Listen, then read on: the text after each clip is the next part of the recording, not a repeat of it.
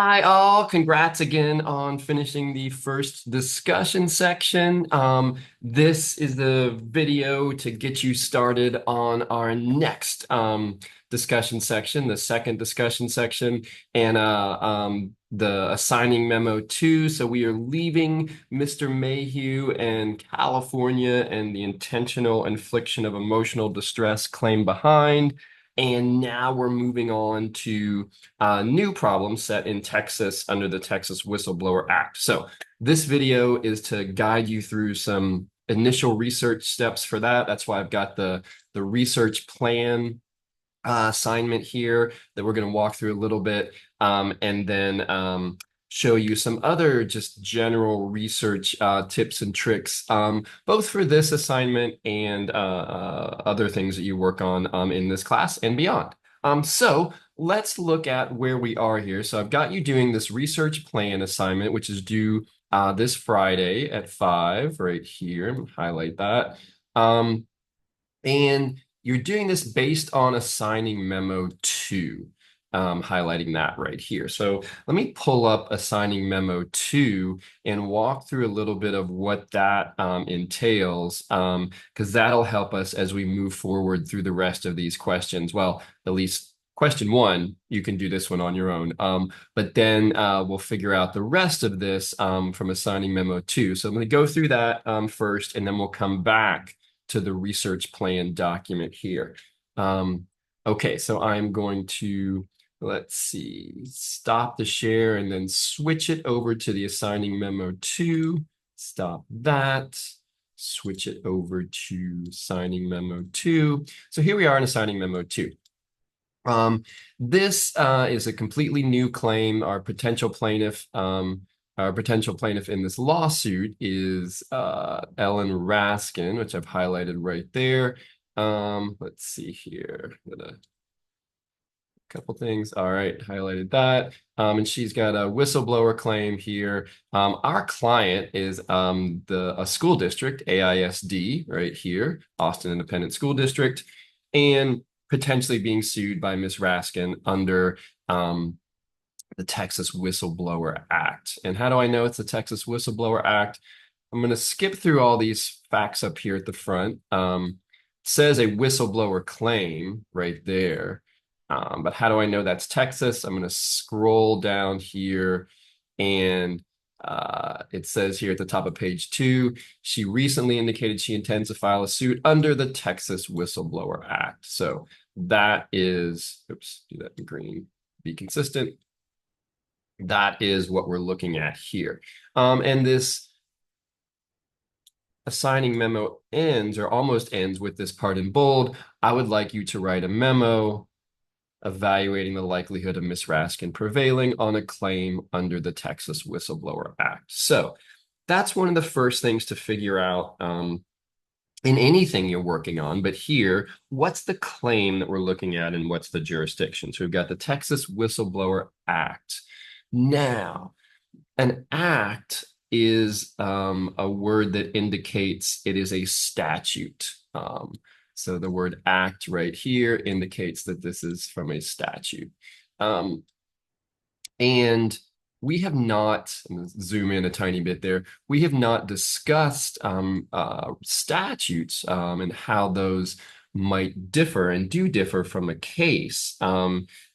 The intentional infliction of emotional distress claim was a claim that was purely made, at least in California, by the courts. So we only needed to look at cases. But this claim, this thing that Ms. Raskin is potentially suing our client for, comes from a statute. So I want to take about 5 minutes or so and walk through, what does that mean? What are some potential things to look for and differences when we've got something involving a statute versus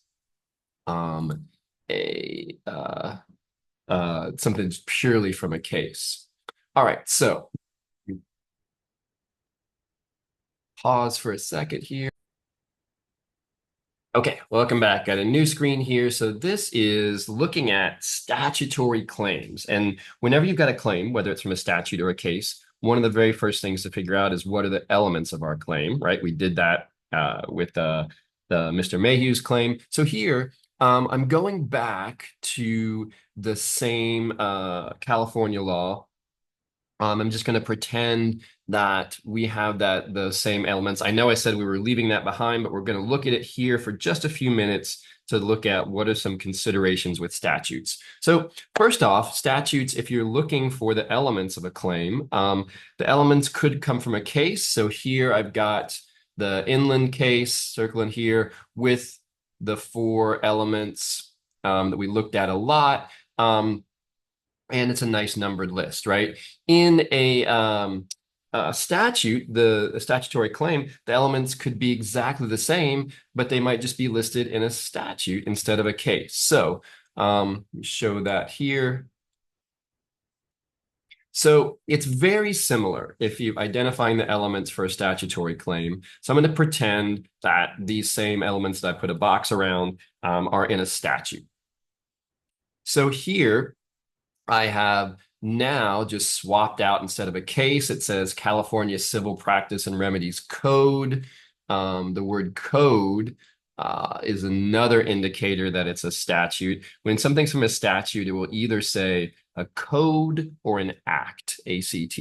And here, the California Code has a section on intentional infliction and the specific subsection that lists the elements. So you might have the elements expressly listed as, hey, these are elements in a statute, but it would look exactly the same, or could look exactly the same as if it were from a case. All right, now, the other thing you want to make sure you're doing is just like in the intentional infliction claim, you're looking for elements, and then for particular elements, you're looking for rules, right? We did that for the extreme and outrageous conduct one. For a statutory claim, when you get the elements listed in a statute, typically the statute is not going to give you very many, if any, rules on what does it mean to have extreme and outrageous conduct. It might, but most likely what it means is you then have to go to cases. So let's say that I am switch to a different color here, this element here, extreme and outrageous conduct element. If I'm looking for rules for that, right, I'm probably going to need to go to cases that interpret that element from the statute. So statute claims typically mean you start with a statute and then go to cases to further elaborate on that statute. And remember, kind of, let's see if I can erase that part there. Rules are what help you decide if an element is met or not, right? So that's what we're looking at here. And a great way to find rules or relevant cases when you've got a statutory claim is the annotated statute. And so that is what we are going to look at a little bit here when I go into some research stuff. So big takeaways here: statutes, elements could be exactly the same listed in the statute, but you then need to go to cases to find rules and examples of rules. And to do that, one great path can be is an annotated version of the statute, which we'll look at in a few minutes here. Okay, I think that is everything I wanted there. I'm going to clear these drawings here and continue on to the next part of this. So another thing to think about with statutes is that statutes often do this thing called codify the common law. Remember, I said the word code is code for statute. So when you see the word code, it means statute.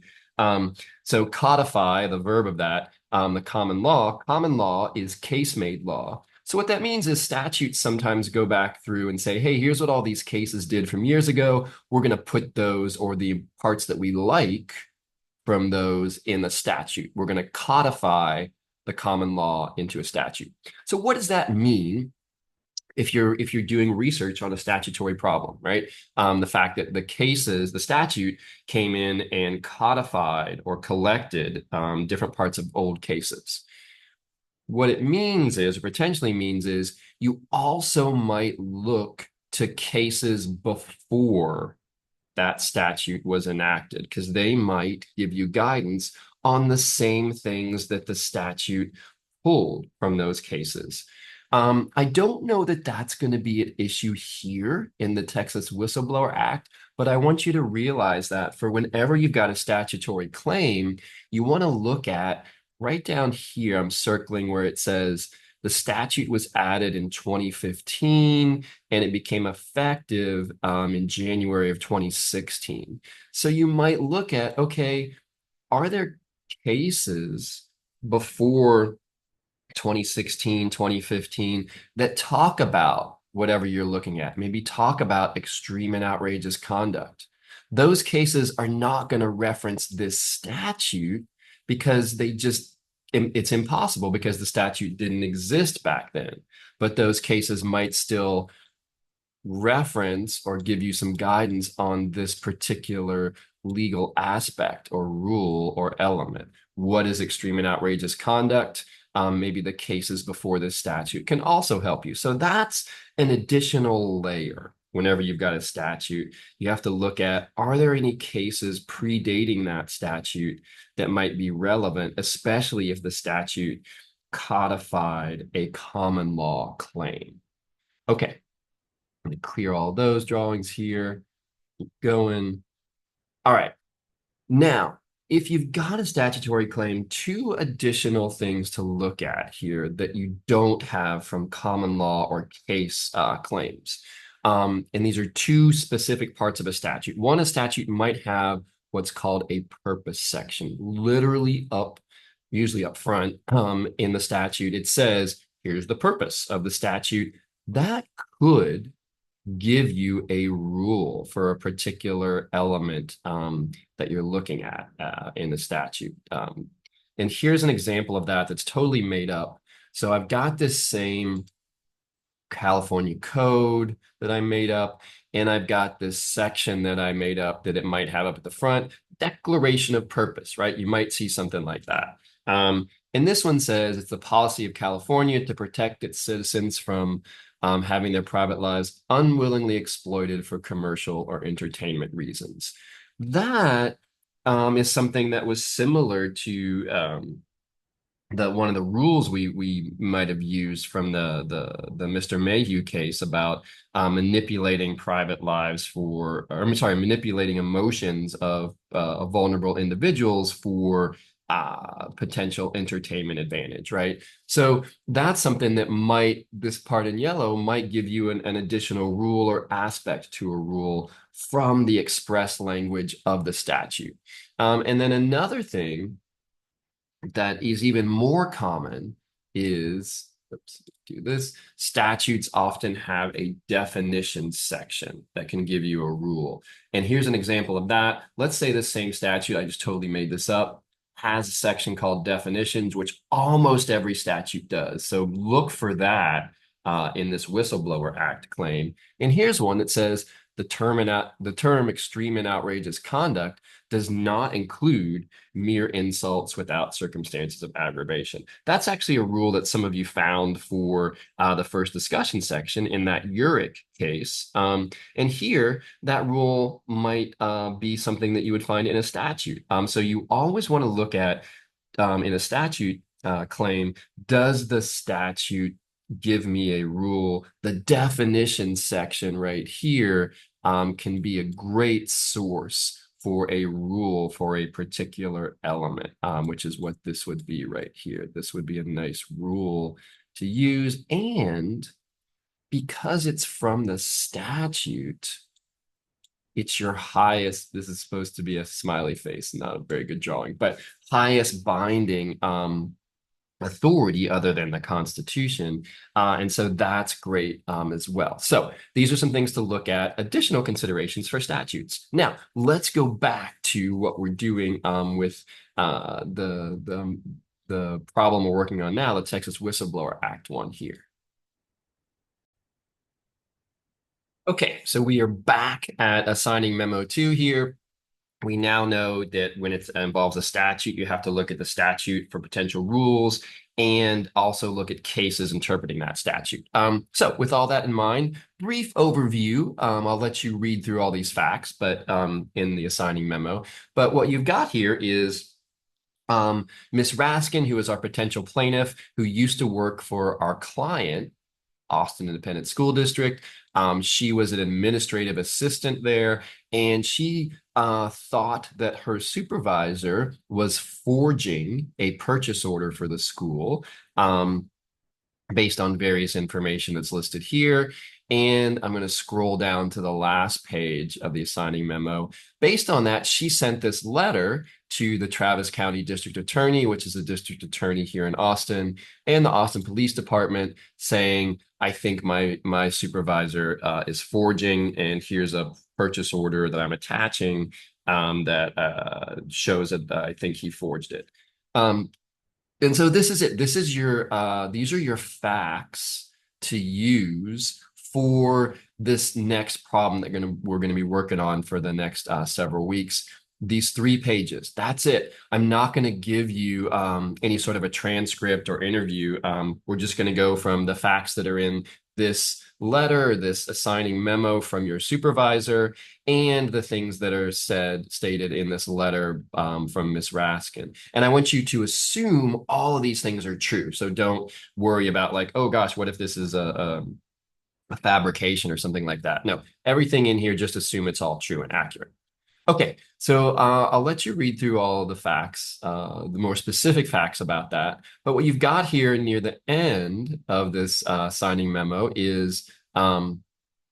Raskin intends to file suit under the Texas Whistleblower Act. We now know a little bit more about what an act entails, or at least about what research might entail under an act or a statute.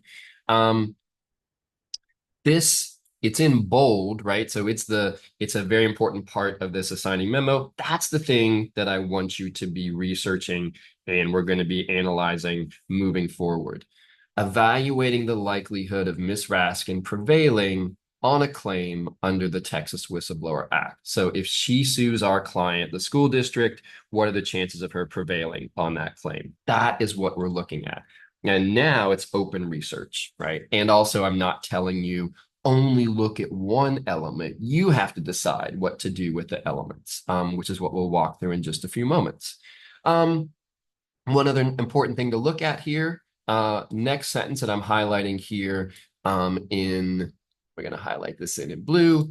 Assume her lawsuit will be filed in state district court here in Austin. So now that tells us what our claim is, what law. It's Texas state law, a Texas statute, and where, what court. It's going to be in Texas state court and here in Austin.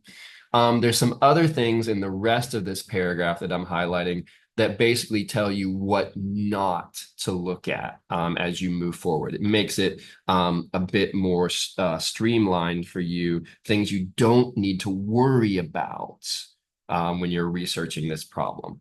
Okay, so now let's say you've got this. You're on your first summer job. This is the first project you got. Your supervisor gives you this this memo and this letter.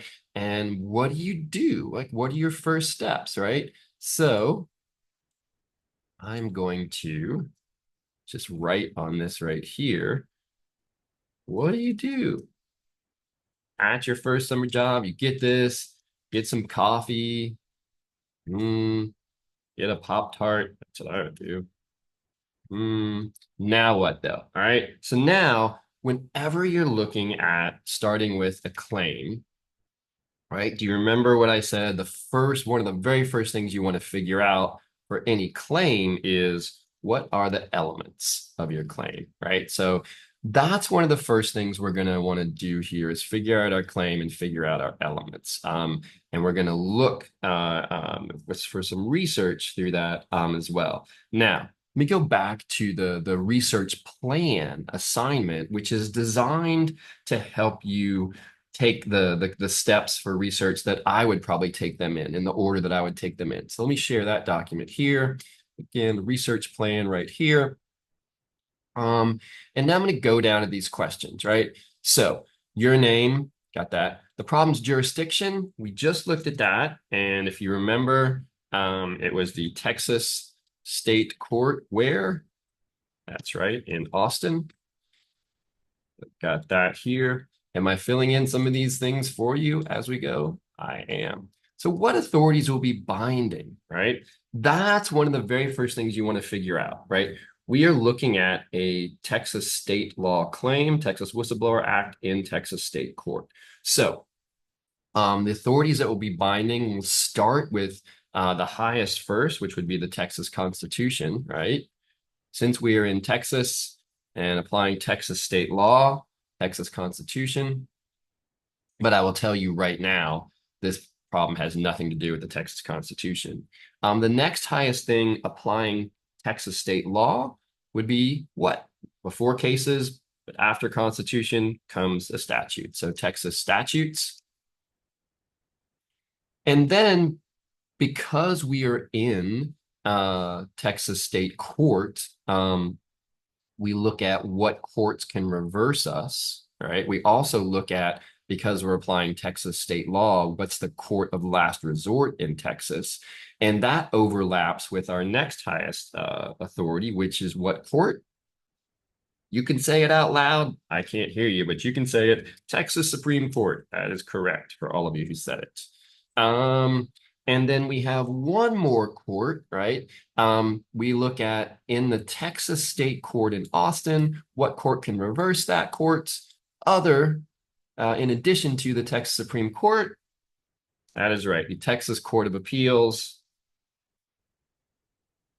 In which city? Not Dallas, not Beaumont, not Houston, but Austin. That is right. So we've got all of these authorities are binding ones. And that's great to look at because you want to figure out where to pull your elements from, right? And I'm going to go ahead and look at number 3 right here. What's the overall issue claim you'll be evaluating? I'm going to switch back to the assigning memo 2. Here we go to that. And down here, it says, I would like you to write a memo evaluating the likelihood. That is your overall thing you're asked to analyze. I'm always going to give you that. I'm never going to make you guess or try and figure out what is it you're asking me to do. And it's probably always going to be in bold like this. So I'm going to copy that. I'm going to hit Control C. I'm going to go back to the other document, the research plan here. And now I'm just going to paste that right here. Oops. Didn't copy the whole thing. I'll do that real quickly here. Copy. Put that here. All right. What is overall claim? The likelihood of Ms. Raskin prevailing under this act, right? Take all that highlighting out there. But that's what you're looking at, right? So now we know what that is. And we're going to be looking for the elements. I am going to stop the share here for a second. All right, so we are back here at the assigning memo 2 and back here where I'm simulating our first steps and figuring out what are our elements for our claim, right? So we know what's binding. So because always we want to try and find ideally the elements from the highest binding. So that would be Texas Constitution. I've told you it's not in there. Texas statute or Texas Supreme Court. Those are our next 2 highest binding things. So let's go look at under the, I'm going to switch over to Westlaw now here. Before I do that, I'm just highlighting Texas Whistleblower Act and I'm copying that because I know I'm probably going to use that phrase because I'm looking for our claim is the Texas Whistleblower Act. So what are the elements for a Texas Whistleblower Act claim? One of the very first things I would do in researching here. So I'm going to stop the share and switch over to Westlaw, bring up Westlaw here. Now, as I've said, like I use Westlaw, but everything that I do in here works just as well in Lexis and Bloomberg. So all these things, I may try and bring up some of those in a second here, but you can figure out how to do all those things. Just transfer these skills to the same types of things in Lexis or Bloomberg. All right, so here we are in Westlaw. I'm going to switch from, instead of California up here, I'm going to switch it to what's our jurisdiction? That is correct. Texas, Hook'em Horns. All right, so now we're in Texas. So um, if I want to find the elements, there are a couple different ways that I can do this. And this is what in the research plan assignment, when I refer to different paths, this is one path that you can do, and it's a pretty common one, and this is a keyword search. So I'm up here in the Westlaw. I'm going to switch that to a different color so it's a little easier to see. Hello, pink. Yeah. Westlaw search box up here. And so I am now going to type in what I copied and pasted, which was the Texas Whistleblower Act. And I showed you in class, one of the things I like to do is within so many words, within 10 words of elements, right? And do that. Now, I'll do this search and I'm just going to hit return, see what comes up. Clear all these drawings so they're not cluttering all this stuff here. All right. And it comes up with 17 cases, which is pretty good, but I would like a little more. And I will tell you that just a hint here, the reason that there aren't as many cases is, and I just know this from experience, what I'm searching for here are cases that have the phrase Texas Whistleblower Act within 10 words of elements, right? Because we're in Texas and they're Texas cases, the Texas cases don't tend to refer to it as the Texas Whistleblower Act. They just call it the Whistleblower Act and assume that, hey, because we're in Texas, you know it's ours, right? Now, this one right here I'm pointing to does say Texas Whistleblower Act, but I bet you when I'm clear these drawings so it doesn't clutter the screen, when I go back up here and redo this search, and just say Whistleblower Act within 10 elements, and I hit return, it's going to give me more than 17 cases. It gives me 71 cases right up here. You can see that right there. So that's nice. And there's a lot of things that are going on here in these results. So we've got, what are the elements of a Texas Whistleblower Act claim? Hey, that's great. Thank you, smiley face, for trying to predict what I want from a case up here. Westlaw, it's got a numbered list. That is awesome. That's my star of awesomeness right there. Although this case is from 2002, so it is 22 years old. It's not the most recent case, but it does have a nice thing, and it's from Austin, which is our binding court of appeals, right? Unlike the one down here, which is from Beaumont. Nice city, nice court, but not binding for us, right? So this is a great way to, I'm going to stop this. I'm going to clear these drawings real quick, and I'm going to switch back over to the research plan. And so here we are in the research plan right here. And I talk about 3 different paths, right? Right here that you could try. And so one path here that I've just done, hit return there, so that's going to be hard to see. There we go. Do this. Is what I call a keyword search, right? Keyword search. Here's one path for that. Put that in bold. I'm just going to do this here so it'll be easier to see everything. So 3 different paths. And path is just a different way to try and find cases or relevant law. That's what I mean by a path. Some people call it like a net, casting a net in different areas of the ocean of the law, or trying a different path up the mountain of the law, or whatever horrible analogy I can think of from that. But the idea is it's not one path. It's not one net that's going to net you or get you everything. So you have to try different methods, right? Different paths to try and get to your research pot of gold, whatever it is, right? So first one here is keyword search, and I'm going to walk you through at least 2 more, actually probably 3 more as we go. So I'll just put those here till I remember to come back to them for you. But the keyword search is a very popular one, often one of the most helpful ones. So do that. I'm going to stop the share, go back to Westlaw here.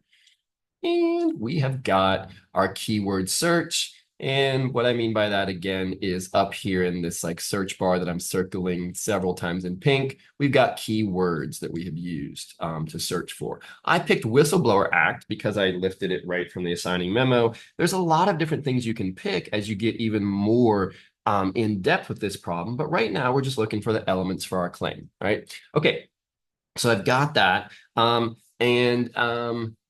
Let's see, I'm going to go now to, I'm going to clear these drawings and I'm going to scroll down through these cases, clear the drawings, and see what we've got, right? We've got a Supreme Court case. That's great. Highest bind. We've got Amarillo case, Dallas case. I'm going to go over on the left side over here where the filters are. And I'm going to scroll down to jurisdiction right here and limit that to the Austin Court of Appeals. Now, I'm only doing this because I just want to show you with a case that I don't want you to use, you can repeat these steps to try and find cases that you would use for the elements. So clear these drawings here. All right, I'm going to scroll down to jurisdiction right here, click on that. Narrow it. I could use Supreme Court, but I'm just going to do the Austin Court of Appeals right here. Right, and click on that. And now scroll down and view the cases from that. So we've got 9 cases that are there, right? All right, so let me clear these annotations. All right, so there are several cases here. The first one that comes up, they're listed by relevance, right? I'm not sure who decides at Westlaw what is relevant. So there's different ways you could list, you can sort those, date, most cited, but this one is by relevance. But what I want to look at here is this first one that pops up. And it is this Resendez case from Austin, right? So it's binding. And I'm going to click on that case and go into it. One thing to note, when you're looking for the elements of a statutory claim, again, you want to look at, does the statute list the elements up front? And does it give me a numbered list? I will tell you that most likely that's not going to be the case here. You might get a little bit from the statute, but often you have to also go to the cases, which is what we're doing here. So very, very, very common that when you've got a statutory claim, like the Texas Whistleblower Act, to figure out the elements, you have to look both at the statute and then what have the binding cases said about the elements? Have the binding cases kind of elaborated or clarified what the elements are? So you have to look in both sources almost always when you've got a statutory claim like the Act, also look in a case like this Resendez one. So let's look at what that Resendez case says. I'm going to pull that up here, click on that.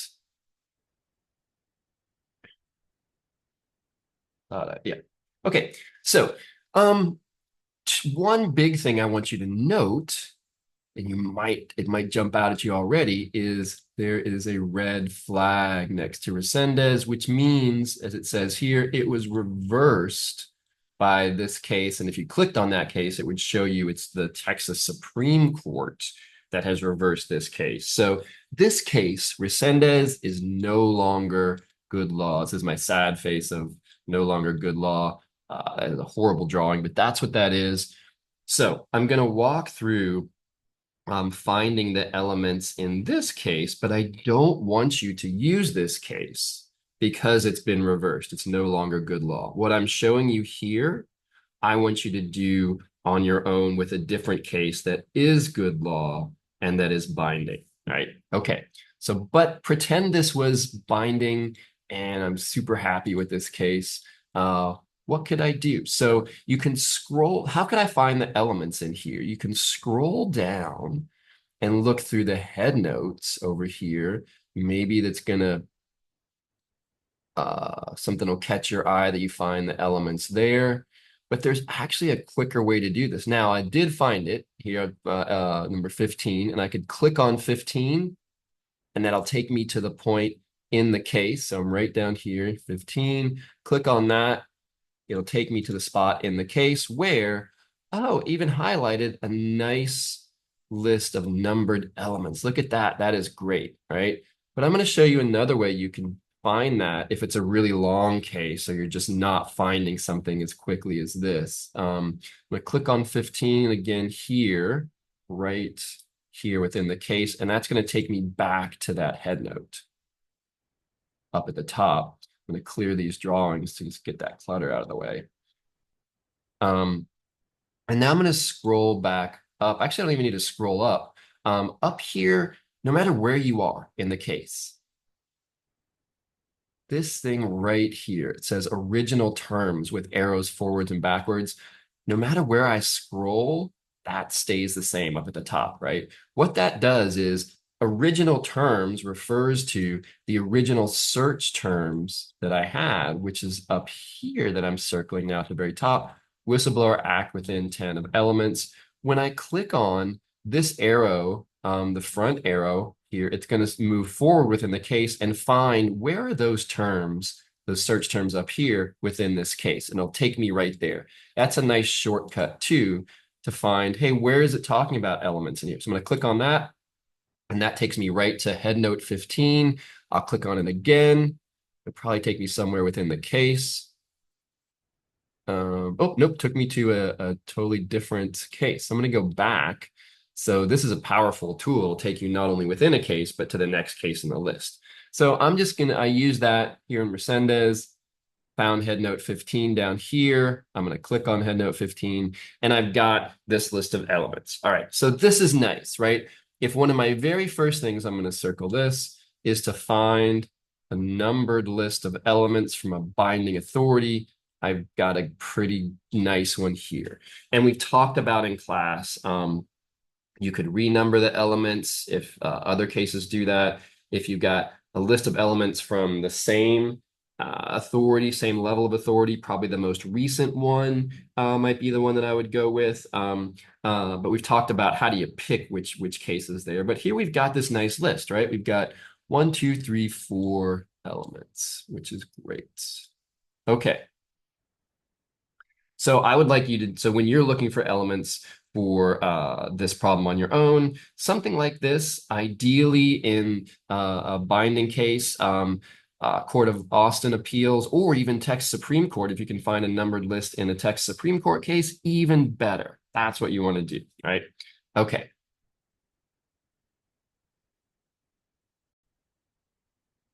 So that is a keyword search, right? What we've just done here up at the top and done it in Westlaw. You can do that in the search box in Lexis or in Bloomberg. Make sure you're within the Texas jurisdiction. You can do it in Google too. Do a keyword search in Google. So a keyword search is one path that you can use in a lot of different sources. All right, so let's look at a second path here. We'll clear all these drawings. And I'm going to go back. I'm going to hit the back button on my browser to where I initially had the search results from this keyword search, right? And it gave me, what are the elements of Texas whistleblower claim right there, right? And so we did that, and it led us straight to a case, right? And that's nice. But maybe the cases aren't so clear. So I'm going to go over here to content types right here, and I've still limited this to Austin Court of Appeals, but I don't think it should matter for content types. So I'm going to click on content types, and down here in this list, we've got our 9 cases from the Austin Court of Appeals, but we've got this here, secondary sources. So going to a secondary source can be another great path to use. So I'm going to click on that, secondary sources right here. We clear those cluttery drawings over there.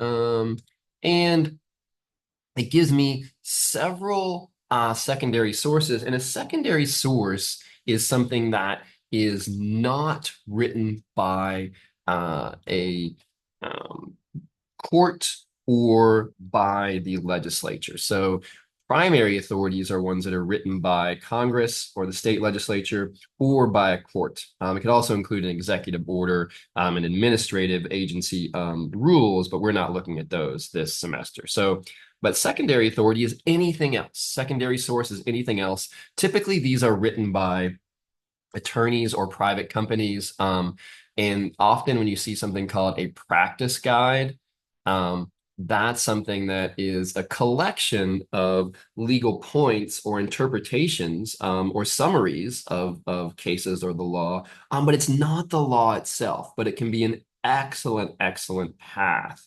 because it's often written in simpler terms and more clear organization than a case or a statute. And so you can go to those to then kind of figure out a little bit about this area of the law. So if you're like, I know nothing about the Texas Whistleblower Act, it's almost like a Wikipedia, but more advanced for the law. And it can help you with that, and it can point you to primary sources, to cases and statutes. So I'm going to scroll down here. I'm going to clear these drawings and scroll down through some of these sources. Anything that says Texas Practice Guide is a good one. Another really popular one is right here, Texas Jurisprudence. That is often used by a lot of Texas attorneys. It's again similar to a Texas Wikipedia. It's really an encyclopedia, and it's been around for a long time. Very established and reputable secondary source to look at. I'm not going to look at that one. Let me see if I can find one more that I want to show you. Scroll down here, and here it is. O'Connor's. Oh, oops. Wrote right through it. Sorry, O'Connor's. O'Connor's Texas Causes of Action. That is probably my favorite Texas secondary source. O'Connor is a former judge from the Houston Court of Appeals, and she organized this source, but it's been around for decades, and it's just really well done. And it's O'Connor's and Texas Jurisprudence are two of the main secondary sources you will hear Texas attorneys talk about. So I'm going to click on O'Connor's and just show you why this is a good path as well to try and figure out your elements of a claim. So I'm going to clear the drawings here and then click on O'Connor's and see what it pulls up. And so the title, O'Connor's Texas Causes of Action, it lists all the different claims. Remember, cause of action is another phrase, is a phrase that means the same thing as claim. So here, like if you're suing somebody for fraud, for breach of contract, all of those causes of action are listed separately within O'Connor's, and then it breaks down the elements and other even more detailed parts of that claim. So right now it's got me kind of in this part that I don't quite know what it means, other issues, this section. But if I look over here on the table of contents, it's got discharge of public employee whistleblower. That's what we're looking at here, right? A whistleblower claim against the public by a public employee. So I'm going to click on introduction here. You can go through the cause of action. This subchapter discusses claims by public employees for protection under the Texas Whistleblower Act. That's what we want, all right? So that's great. So now, if you look over again on that table of contents, it'll tell you general, and that might give you some background on this claim, or what is the Texas Whistleblower Act? You can click on general, it'll give you a little summary, but I'm looking for elements. So right here, number 2, plaintiff's elements, I'll click on that. And boom, this gives me different elements for this. The plaintiff must, and now what this is doing is listing them out separately. I bet if I click on general up there, which I just did, clear these annotation drawings. You kind of have to poke around a little bit to find what you're looking for. Yeah, outline of elements right here, right? The elements of a whistleblower retaliation action are the following: 1, 2, 3, 4. And then it gives this list of authority from where it takes those elements from, different cases, right? Now, Would you ever copy and paste the elements right here from O'Connor's or any secondary source? Absolutely 0% not. Well, you could copy and paste them wherever you want. Don't copy and paste them into your memo. Do not ever cite or quote a secondary source in your memo. Secondary sources are great paths to lead you to a primary source, which is what all these are down here, cases in the statute, right? Okay, let me stop this for a second. All right, so I came back here to the research plan assignment. So path one was our keyword search. Path two, to try and find elements or anything for researching, is looking at secondary sources. And two good ones that I mentioned are O'Connor's,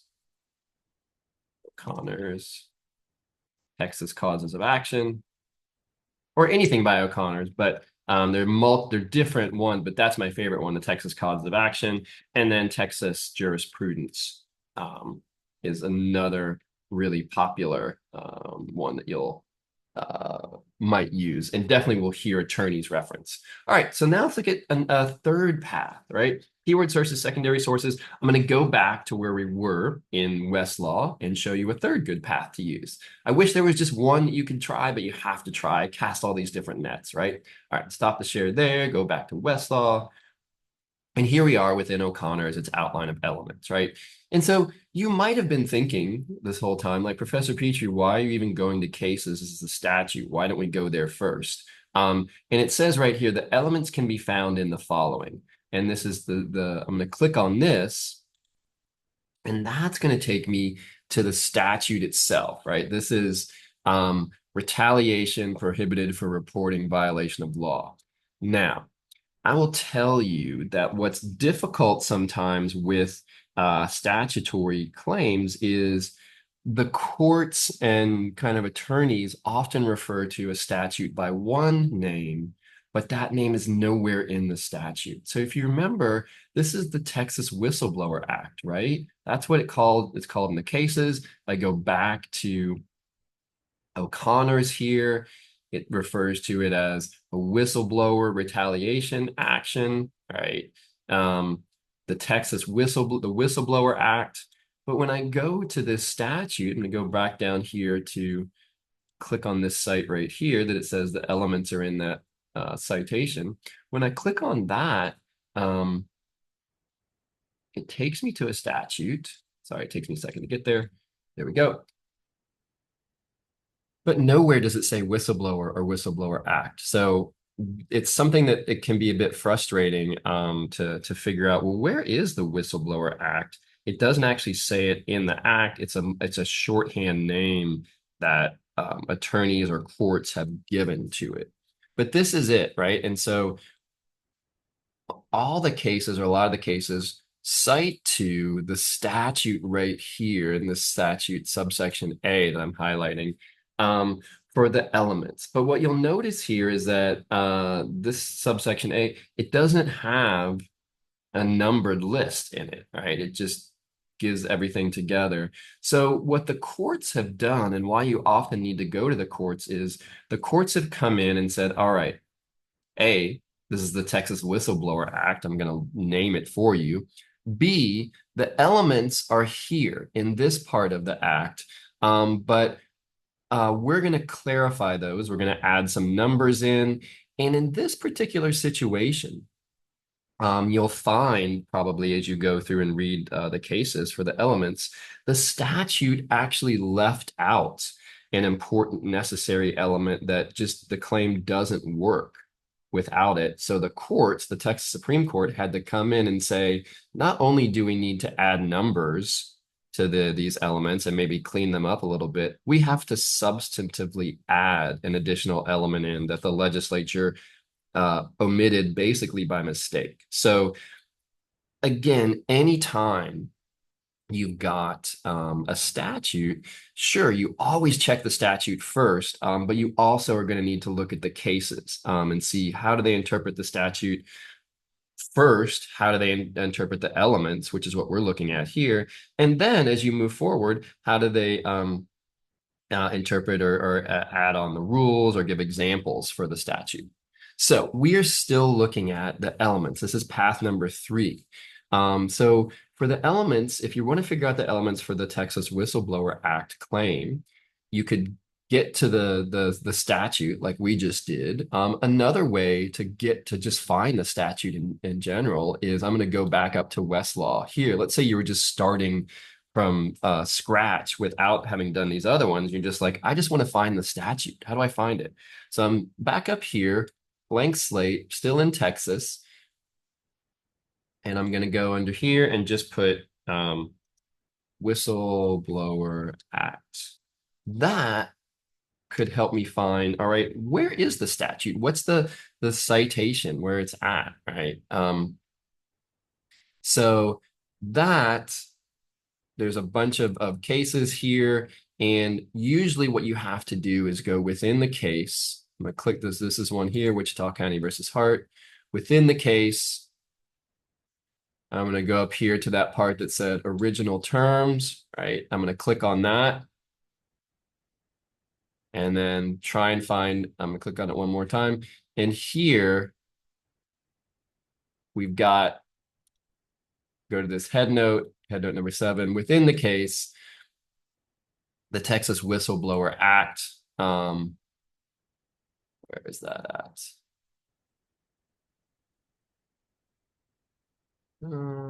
Sorry, this is not giving me what I thought I was going to give, but usually gives you a cite to the statute. See if I can find another one in here. Well, this is Professor Petrie showing you what not to do, the inefficient way. I know what the statute is, but probably it's not good in this case.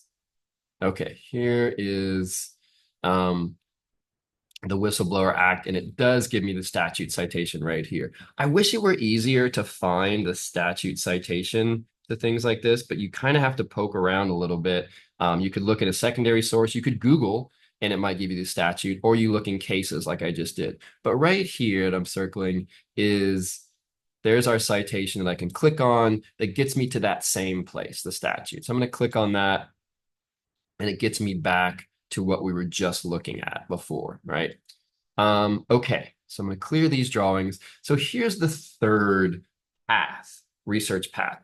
Whenever you've got a statute, in one of our research homework assignments earlier, I had you guys look at the annotated version, or just note that there is an annotated version of a statute. So this is the other path. The third path, look at the annotated version of a statute if you've got a statutory claim. What that means is the annotations are notes or annotations of court opinions, cases that interpret or discuss or mention this statute.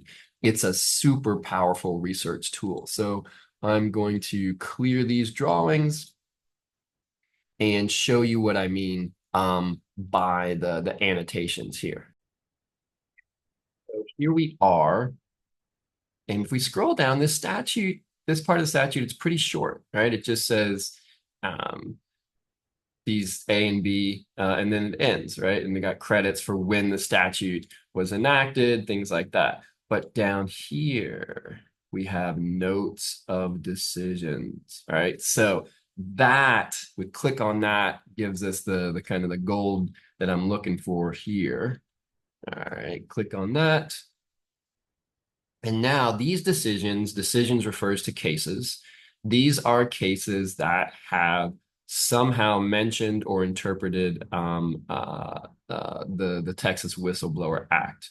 So it's great that you've got all these cases. Even greater, even better, I'm going to scroll down here on the left over here, and there is a table of contents, which organizes those cases by subject matter. I just so happen to stop when that arrow is right there on number 9, elements of action.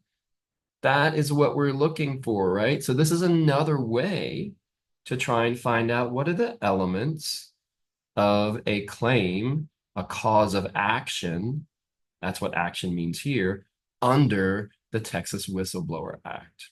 So I'm going to click on that. I'm going to clear these drawings and click on number 9. And that takes me right down to that point in the notes of decisions. The notes are the annotations or the annotated statutes. And here, to establish a claim under the Texas law, the employee must demonstrate. And so we've got a list of elements here. This one I know from the citation is from a federal case, so that's not going to be binding for me. But here we've got a numbered list of elements. Where is this one from? I know from this citation, it's from the Texas Supreme Court. So that could be great to use if it's gives me a good numbered list and still good law. So and then you can keep going down here. Now you'll notice this case is not a good one, this next one. So it's got a red flag next to it, or it's presumptively not a good case. I'm going to keep scrolling down. And we've got a bunch of different ones here, right? What you can also do, here's that Resendez case that showed up right there. I'm going to clear that drawing.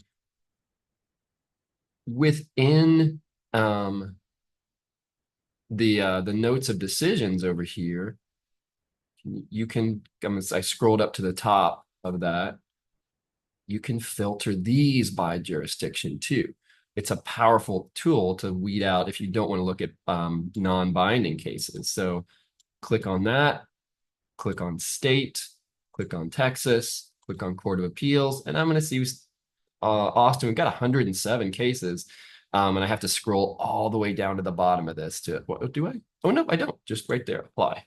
Sometimes it moves around. So now we've got cases, and I'm going to go down to elements, and we've got so a few different cases here, elements, cause of action, right here. And all of the cases listed under there are from the Austin Court of Appeals binding court, right? And we could include the Texas Supreme Court in that too, and that would bring up at least that other one that we had. And ideally, we want a numbered list, which is of elements. So this is another great way to find a list of the elements, another path. So I'm going to switch back over to our research plan document. Path number 3, annotated statute. So check that, right? All right, so that's 3 paths. I'm going to go through a 4th one here in just a second. But that deals with, I'm going to show you that in terms of what do you do next after you find the elements. So I'm going to go back up here in the research plan, and I just want to get you up to question 6 and let you do all the other ones on your own. So we've done questions 2 and 3. Question 4, 3 preliminary search terms. And this is just coming up with these totally on your own. I've shown you one, right? I had a Whistleblower Act or Texas Whistleblower Act. That's a search term that's relevant here. Could be relevant. I used it. And then you might just go through the facts that you have in the rest of assigning memo 2 and see, are there any good search terms you might use? You think that might be relevant. There's no right or wrong here. It's just thinking okay, what might be some good things to search for cases that are even closer to our facts than just a Whistleblower Act case? What may be even more distinctive? Question 5, I think you know the answer to this right now. Just in case, I will give you a green hint right there. But you always want to be thinking about, if it's a statutory problem, looking at the cases as well. Okay, and then we've done at least 3 things for question 6A, and I'm going to walk you through a 4th path here in sort of our next step. So let me stop the share, go back to the assigning memo. And the last thing I want to talk about is we figured out our elements, right? And now I want to look at, all right, for the elements, what's the next step for each element? We want to try and find the rules for the element. So probably be about, I'm going to guess 5 to 7 more minutes here, and I'll just show you a couple things a bit more advanced and sort of what to do next. All right, so I'm going to go back to Westlaw, and we've got this, remember this Resendez case that I pointed you to earlier? It's got the list of numbered elements. You don't want to use this case, right? But let's say it were good. I want to walk you through what I would do next if I'm researching this problem. So I'm going to clear these drawings and click open the Resendez case and go to that list of elements whenever it brings it up.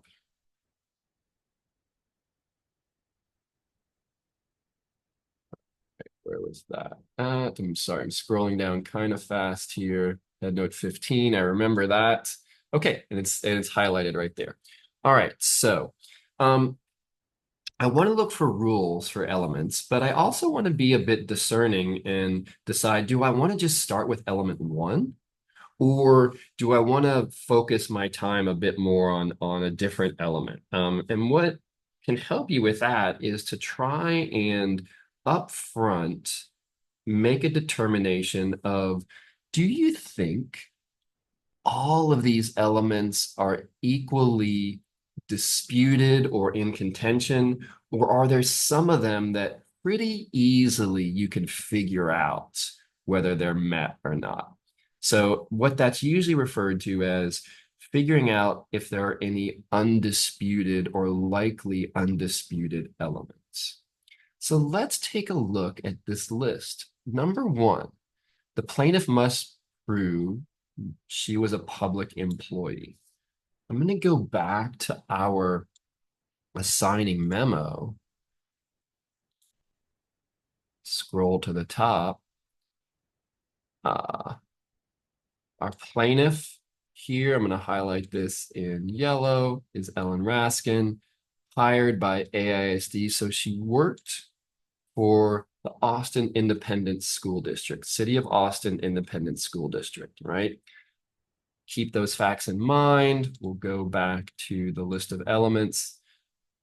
Was a public employee. Do you think there's going to be much dispute about whether she's a public employee? I would reasonably say, probably not. We don't know for sure. What does it mean to be a public employee? But somebody who works for a school district, a public city school district, probably I can at least right now classify that as not going to need to spend a ton of time analyzing this first element, right? So I might now move on to, all right, this next one. She made a good faith report of a violation of law by her employer or another public employee. What do I think for that? I've got these facts about stuff, but did she make a good faith report? I'm not sure I know exactly what that even means. I have a good guess as to what public employee means. I can go look that up, but good faith report, I don't know even what that means. How do you figure out what a term like that means? The same way you would figure out what does extreme and outrageous conduct mean. We are going to need to look for rules. So one preliminary step might be, which elements do you think are more disputed? And ones might be, well, our facts go either way, or I just don't even know what that phrase means, so it's probably going to be in dispute. So I'm going to spend a bit more time on that. I'm going to start with that one, good faith report. And so how do I find rules for this element here, good faith report? I'm going to spend the next like 3 or 4 minutes or so getting you started on that, and then leave the rest of this for you to do for the research plan assignment. Okay, so let's figure it out. What do we want to do? How can we find some rules for this? And actually, I do want to show you really quickly a fifth path you can take, and I'm going to do it for this as well. So let's go back to the statute. I'm going to clear these annotations, and let's say I found the statute, and it's actually it's right here. I know from previous looking. I could just use my back screen or do any of those things that I showed you to find the statute citation, but it's right there and it's clickable. So I'm going to click on that and go to the statute. Pulls it up. So I'm looking at what does it mean to do a report in good faith? It talks about it here in the statute. Good faith reports a violation of law. But it doesn't tell me what that means. So I could look for cases. I could go down here to the notes of decisions, but here's an additional path. Do you remember when I showed you those slides at the beginning of this video? And I said, when you've got a statute, statutes often have a definition section. So I'm going to go up here and table of contents. Outline might do the same thing, but I like the table of contents for a statute. I'm going to clear those drawings and click on that and just look. Does it have a definition section? And look, right up here, it does. The section right before this one, if you were actually looking in the book, the hard copy book, you could flip back and forth in the pages. But here, I've got the table of contents. Clear that drawing and click on the definition section. Because the definition section could also give you a rule. What does good faith mean? So I'm going to scroll down through here. It tells me what law means. It tells me what local government entity means. Looks like these are in alphabetical order. So there's nothing that says good faith, which is a bummer, right? That's okay. We'll just look at cases. But hey, guess what? You remember that first element where I said she was a public employee? We've got public employee means, whoa, that's a nice explicit rule, and it's from the statute. So it's our highest binding source. So sometimes you can find a rule right there in the statute itself, a definition section. We don't have that here for ours, which remember was good faith report. So I'm going to clear these drawings and you want to check, right? You always want to check that. And actually what I'm going to do now is go back to our list of paths in the research plan here, and I'm going to put check statute definitions. See if it's there. So this thing I'm going to do now is actually path 5. All right, almost there. Hanging with me for the last bit of our roller coaster ride of research here. Go back to Westlaw. All right, so I'm going to go back to the part that had good faith report in it right here. Now we're in the statute, talks about good faith report. I also know that's an element from the cases as well. That's what I'm looking at. What are some rules for what's a good faith report? What does it mean to report in good faith?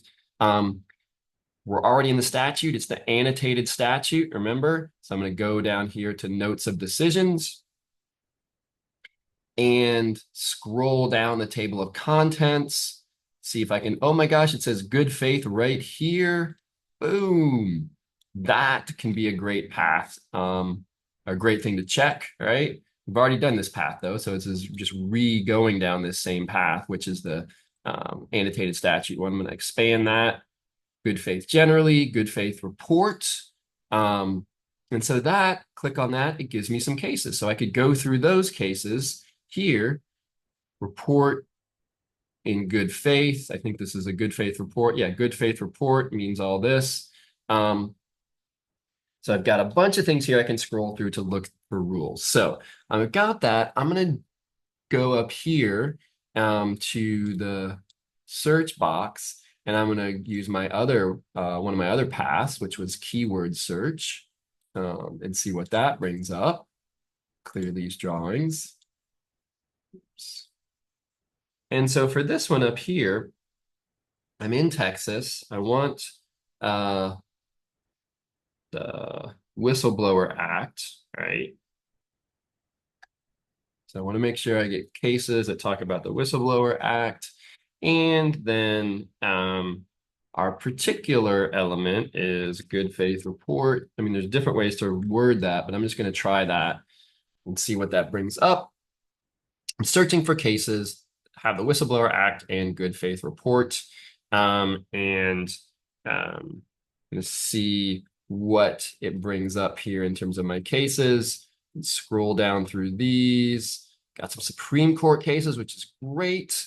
Lots of Supreme Court cases. There's that Hart case we looked at a little earlier. And I'm going to see, there's the Resendez one. There was one that I was looking for here that I wanted to point out.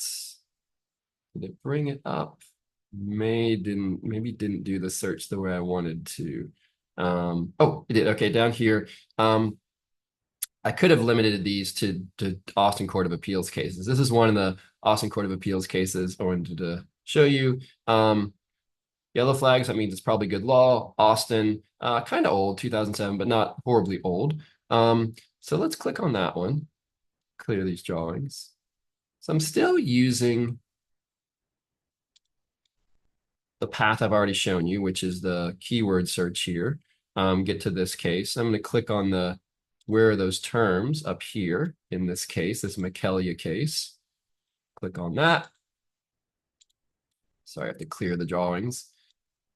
And it takes me to good faith report, a violation of law. Click on that. Supported that the employee made a good faith report of a violation of law. I'm going to click on that here. All right, so we've got, scrolling through, here's the good faith report of a violation of law. This is within this case. And it's so nice because there's an actual heading here for the very element, let's happy face that we're looking at within this, that we're trying to find some rules for, right? So that we've even got over here, notice I click on this right here within a case, this little box here, it shows me if a case has headings within it, it'll give you the table of contents within the case broken down by those headings. So I'll clear these drawings here so you can see it a little better. And I'm going to click on that right here. And it shows me these headings. We've got good faith report of a violation of law, right? So that I'm looking for rules about that, right? What does it mean to report in good faith? Right here, good faith means number one and number two. Wow, we've got maybe a potentially really good rule right there, right? Some other things down here. There's no requirement that employee identify a specific law, right? So we've got some nice things down there. So I found a case, right? I found a case with some potential rules for good faith report, right? Maybe I found this case in the annotated statute. Maybe I found this case with a keyword search.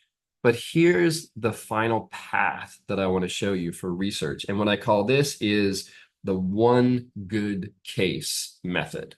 Let's say I like this case, the McKellia case from Austin, and I like its particular points of law here.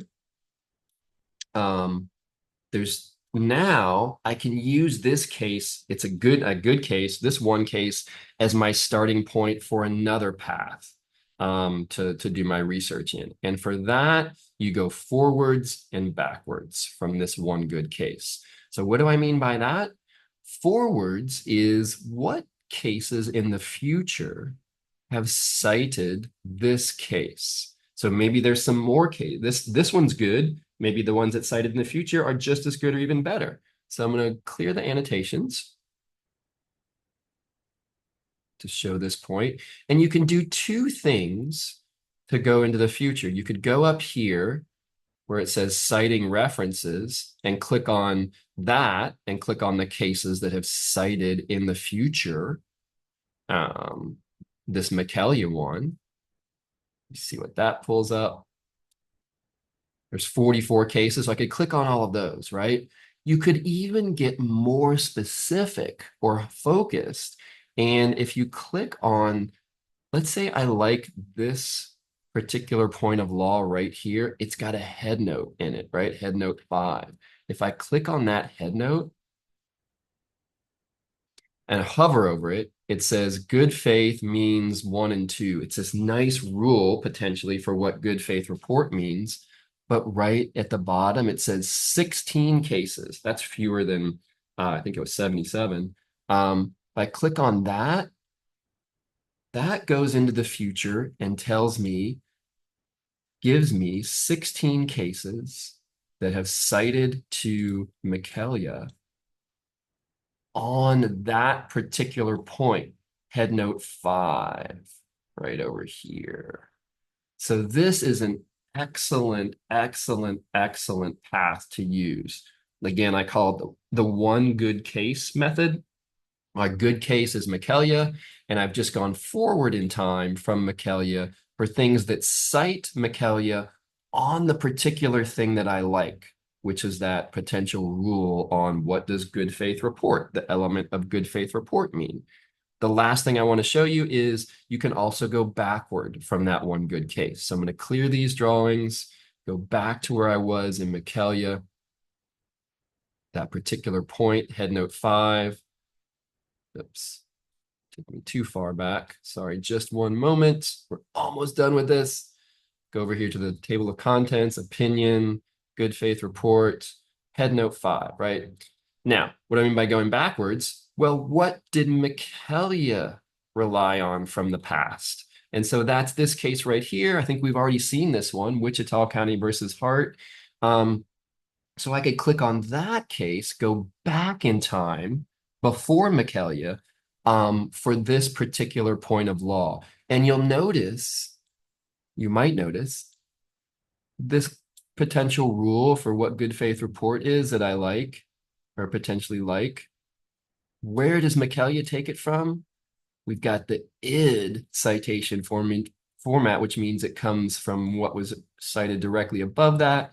And that's the Hart, Wichita County versus Hart case.